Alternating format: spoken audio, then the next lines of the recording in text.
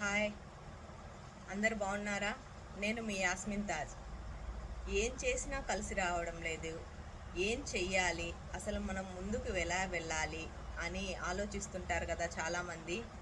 మనం బిజినెస్లో, జాబ్స్లో మనం పడే ఇబ్బందులు, వాటి గురించి మనము ఎలా ఫేస్ చేయాలి అని ఆలోచించే ప్రతి ఒక్కరికి ఇప్పుడు నేను చేసే సెషన్ మీకు ఉపయోగపడుతుందని అనుకుంటున్నాను. ముందుగా నేను కొన్ని టిప్స్ చెప్తానండి. థింక్ బిగ్ అంటే బాగా మంచి ఆలోచన అన్నమాట. పెద్దదిగా ఆలోచించడం. స్మాల్ గెయిన్, చిన్నవిగా సంపాదించడం. అంటే చిన్న చిన్న సంతోషాలు, చిన్న చిన్న ఆశయాలు, ఇట్లాంటివి అనేవి మనం చిన్న చిన్న రాబడులతోటి పెద్ద పెద్ద రాబడుల్ని సంపాదించుకోవచ్చు. అది ఏ విధంగా అంటే, ఇప్పుడు నేను ఒక సపోజ్ ఒక ఎగ్జాంపుల్ చెప్తానండి. ఒక 10,000 సంపాదించే వ్యక్తి తను ఒక 8,000 ఖర్చు చేసుకొని ఒక 2,000 సేవ్ చేయడం అనేది అలవాటు చేసుకోవాలి. ఈ విధంగా అలవాటు చేయడం అనేది నేను ఎందుకు చెప్తున్నానంటే, సేవ్ చేయడం అనేది పెద్దలు మనకు చెప్తున్న ఒక మంచి అలవాటు అండి. అది అంటే మనకు కష్టకాలం వచ్చినప్పుడు ఆ సేవ్ చేసిన డబ్బుల్ని మనం వాడుకోవచ్చు. ఒక బిజినెస్ చేయాలనుకునే వాళ్ళకి ముందుగా ఒక మంచి ప్రణాళిక ఎంచుకోవాలి. ఆ మంచి ప్రణాళిక అంటే నేను చెప్పేది ఏమంటే, పెద్ద పెద్ద బిజినెస్లు ఎక్కువ డబ్బులు ఖర్చు పెట్టి బిజినెస్ చేసి అందులో లాభం వస్తుందో నష్టం వస్తుందో చాలామందికి తెలియదండి. ఎవ్వరు కూడా మనం గెస్ చేయలేము. మంచి బిజినెస్, ఈ బిజినెస్ చేస్తే బాగుంటుంది, ఈ బిజినెస్ చేస్తే బాగుండదు అని ఏ బిజినెస్కి రాసిపెట్టి ఉండదు. అన్నీ మన చేతుల్లోనే ఉంటాయి.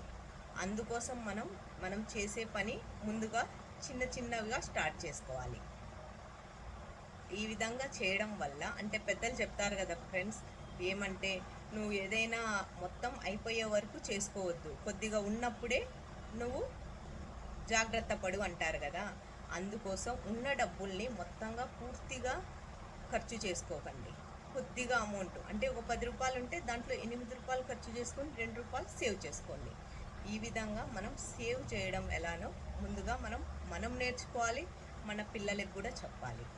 తర్వాత ఖర్చుల విషయానికి వస్తే, ఇప్పుడు బర్త్డేలకి, ఫంక్షన్లకి, తర్వాత మ్యారేజెస్, తర్వాత ట్రిప్స్కి, ఈ విధంగా చాలా చాలా ఖర్చు.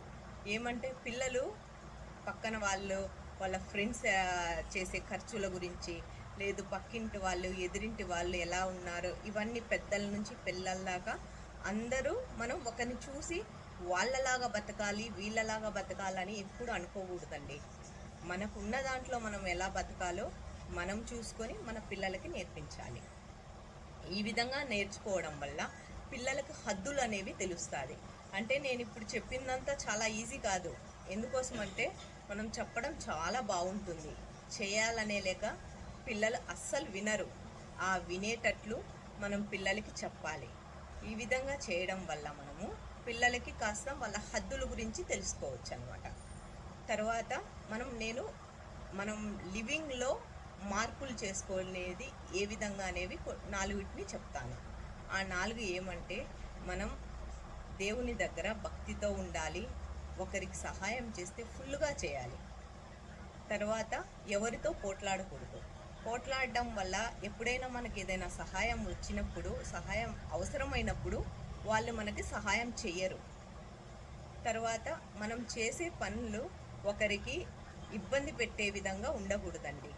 ఈ విధంగా ఉండడం వల్ల మనము మన లైఫ్లో కొన్ని మార్పులు చేసుకుంటే మనము ముందుకి వెళ్ళవచ్చు.